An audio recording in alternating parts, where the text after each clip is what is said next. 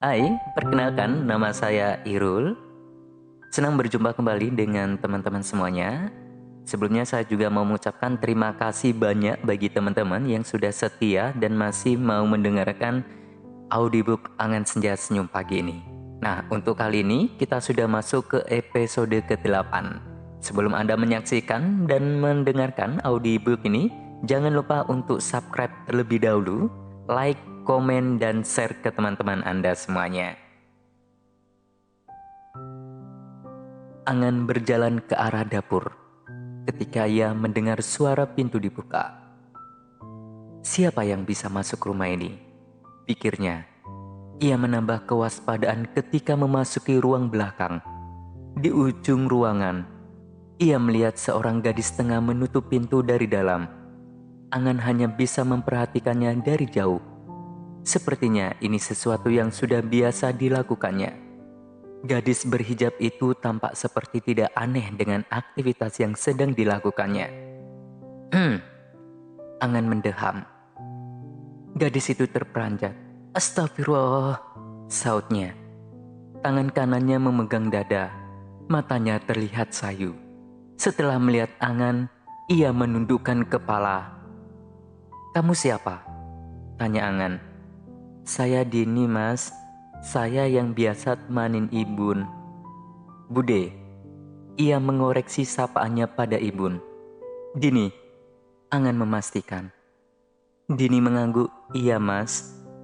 Gadis itu masih tampak rikuh di depan Angan. Bahkan ia tak berani menatap mata Angan secara langsung. "Makasih sudah merawat Ibun selama ini," ujar Angan. Dia mengangguk perlahan.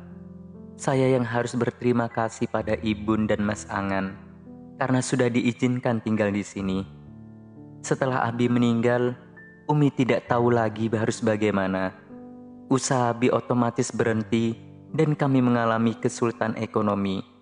Kalau tidak ditolong Ibun, keluarga kami mungkin sudah menjadi gelandangan. Ibun mengajak saya tinggal di sini. Di sini saya hidup layak, Mas. Bahkan bisa kuliah." "Kamu kuliah?" "Iya, Mas." "Di mana?" "Di kampus dekat sini."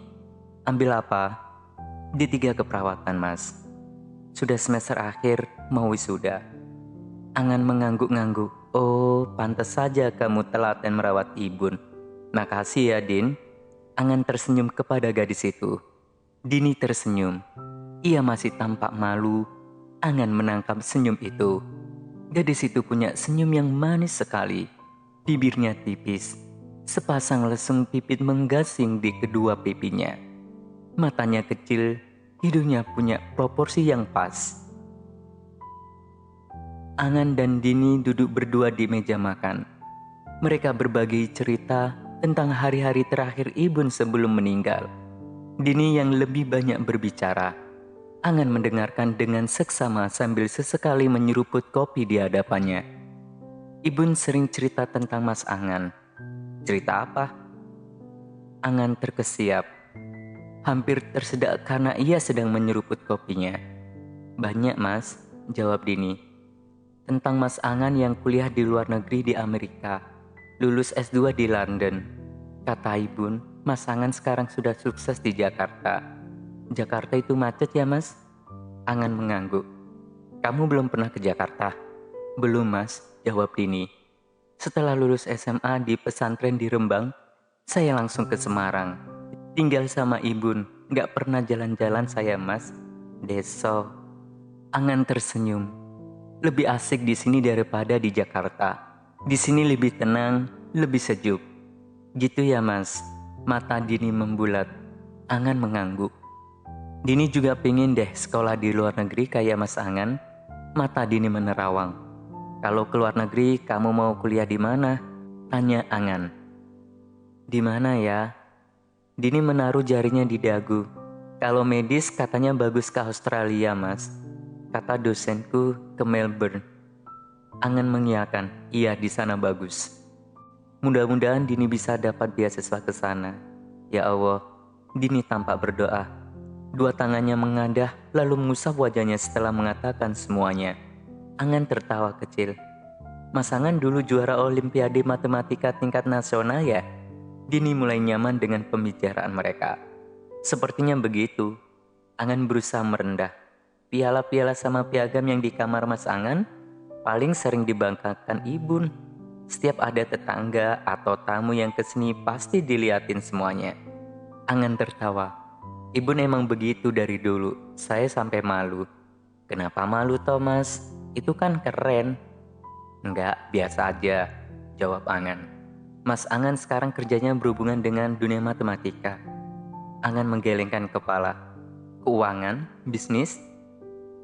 Dulu Mas Angan kuliah matematika? Enggak, bukan.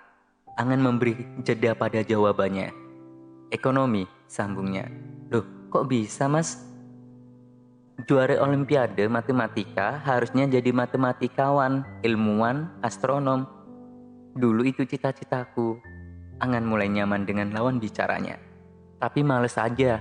Di Indonesia jadi ilmuwan gak ada masa depannya. Ekonomi lebih asyik. Toh sama saja tentang logika dan angka-angka. Banyak matematikawan juga merumuskan teori-teori ekonomi. Keduanya punya kesamaan yang besar. Dini mengangguk-ngangguk. Hari itu mereka terlibat dalam percakapan yang panjang. Mereka berbicara tentang banyak hal. Sesekali tertawa bersama. Angan merasa menemukan teman bicara yang menyenangkan, sementara Dini tak bisa menyembunyikan kekagumannya pada Angan. Sampai jumpa di episode selanjutnya. Bye-bye.